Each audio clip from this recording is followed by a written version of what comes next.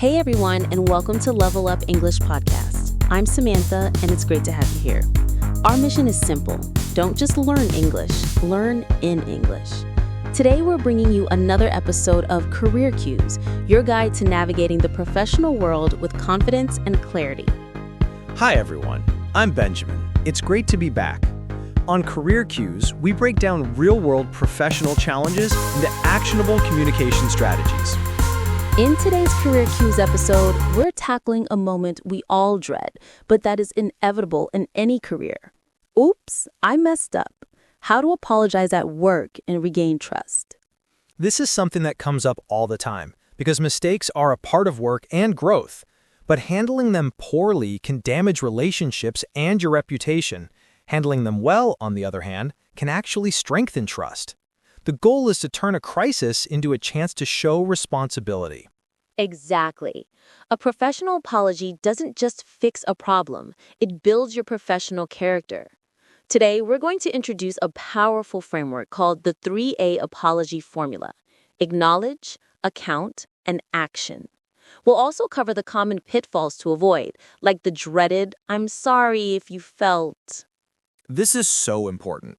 I've definitely made some clumsy apologies in the past that probably made things worse. We all have.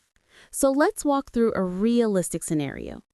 Benjamin, imagine you were responsible for sending a final data report to a colleague, Maria, for her to use in a major client presentation. The deadline was yesterday and you completely forgot. You've just realized your mistake this morning and her presentation is tomorrow. Oh, that's a terrible situation. Maria is probably panicking, and I've put the client relationship at risk. My first instinct might be to rush over and try to downplay the mistake. Let's hear that version. What would that sound like? This is our example of what not to do. Okay, the bad version. I might say, "Hey Maria, I am so sorry about that report. I honestly had it in my calendar for this afternoon. I've just been completely swamped with other urgent tasks. I'm sorry if this has stressed you out, but I'll get it to you in the next couple of hours." Thank you for that perfect example of a bad apology. Let's break down why it fails. First, you made excuses. I was swamped. It doesn't matter why you missed it, the impact is the same. Second, you use the classic non-apology. I'm sorry if this has stressed you out. The if invalidates her feelings. Of course she's stressed. You've put her in a difficult position. Right. It sounds like I'm defending myself rather than taking ownership. I'm prioritizing my reasons over her problem.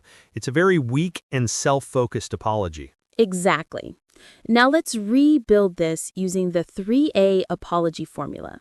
The first step is acknowledge. This means you clearly and directly state the mistake and its impact. So, no excuses, just the facts. Precisely. The second A is account. This is a brief, factual explanation of what happened, not an excuse for why. It shows you understand the root cause. For instance, I mismanaged my priorities is an account. I was so busy is an excuse. That's a critical distinction. One takes responsibility, the other deflects it. And the final A is action. This is the most important part. What are you going to do to fix the immediate problem, and what steps will you take to ensure it never happens again?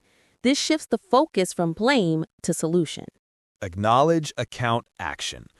Okay, let me try apologizing to Maria again using this framework. Let's hear it. The professional, effective version.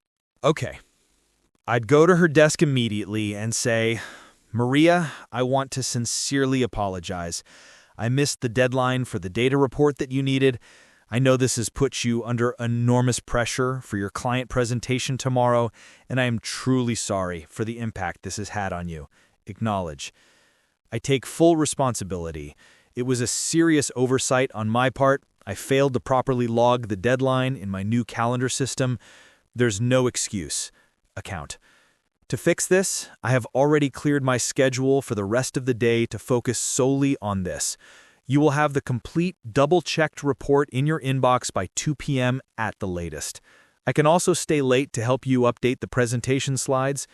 To ensure this doesn't happen again, I've already set up a new daily review process for my deadlines. Action.